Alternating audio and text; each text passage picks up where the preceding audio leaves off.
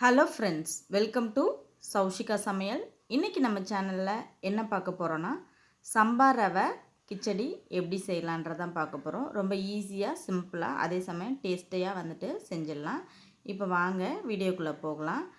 அதுக்கு எந்த பாத்திரத்தில் செய்ய போகிறீங்களோ அதை வச்சு சூடானதுக்கப்புறமா தேவையான அளவு எண்ணெய் விட்டுட்டு ஒரு ஸ்பூன் வந்துட்டு நெய் சேர்த்துக்கிறேன். சேர்த்துட்டு நெய்யும் எண்ணெயும் சூடானதுக்கப்புறமா கொஞ்சமாக கடுகு, கொஞ்சம் சீரகம் இதை சேர்த்து பொரிஞ்சதுக்கப்புறமா நம்ம வந்துட்டு இதில் ஒரு சின்ன துண்டு இஞ்சை வந்து நல்லா இடிச்சிட்டு சேர்த்துக்கோங்க. அந்த இஞ்சோட வாசனை நல்லாயிருக்கும். அதுக்கப்புறமா 2 பெரிய சைஸ் வெங்காயத்தை சேர்த்து இந்த அளவுக்கு நல்லா வதங்கி வந்ததுக்கப்புறமா 2 பழுத்து தக்காளியும் சேர்த்து நல்லா வதக்கி எடுத்துக்கோங்க. தக்காளி நல்லா கரைஞ்சி வரணும். வந்ததுக்கப்புறமா இப்போது காய்களை வந்து சேர்த்துக்கலாம். நான் ஒரு 6 பீன்ஸு, ஒரு பெரிய கேரட்டு, ஒரு பெரிய உருளைக்கிழங்கு இது எல்லாத்தையும் இந்த சைஸில் கட் பண்ணி எடுத்துருக்கேன் குட்டி குட்டியாக.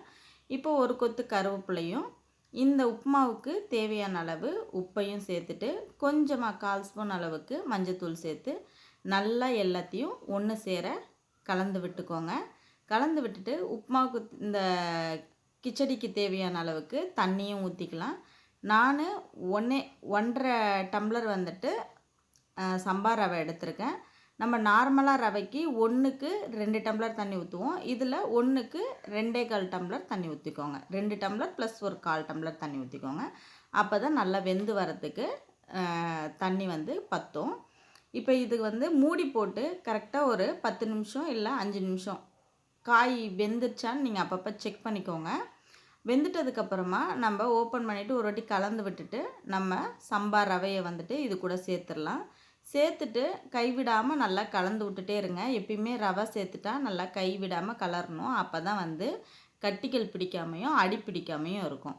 இந்த அளவுக்கு ட்ரை ஆகிற வரைக்கும் நல்லா வந்து கலந்து விட்டுக்கோங்க. நல்லா ட்ரை ஆனதுக்கப்புறம் தண்ணி எல்லாம் சீக்கிரத்துலேயே வற்றிடும். டக்குன்னு வற்றிட்டதுக்கப்புறமா என்ன பண்ணுங்கள், ஒரு வாட்டி நல்லா இந்த மாதிரி கலந்து விட்டுட்டு மூடி போட்டு நம்ம வந்துட்டு ஒரு 2லேருந்து 3 நிமிஷம் வந்துட்டு சிம்மில் வச்சுட்டு நம்ம விட்டோன்னா நமக்கு அதில் இருக்க தண்ணி எல்லாமே வந்துட்டு ட்ரை ஆகிட்டு நமக்கு வந்து நம்மளோட கிச்சடி வந்துட்டு நல்லா பொல பொலன்னு கிடைக்கும்.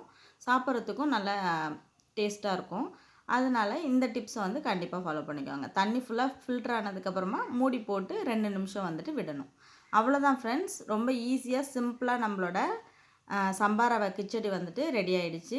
இது போல் கண்டிப்பாக நீங்களும் உங்கள் வீட்டில் ட்ரை பண்ணி பாருங்கள். இந்த வீடியோ பிடிச்சிருந்துச்சின்னா கண்டிப்பாக லைக் பண்ணிக்கோங்க. நம்மளோட சேனல் பிடிச்சி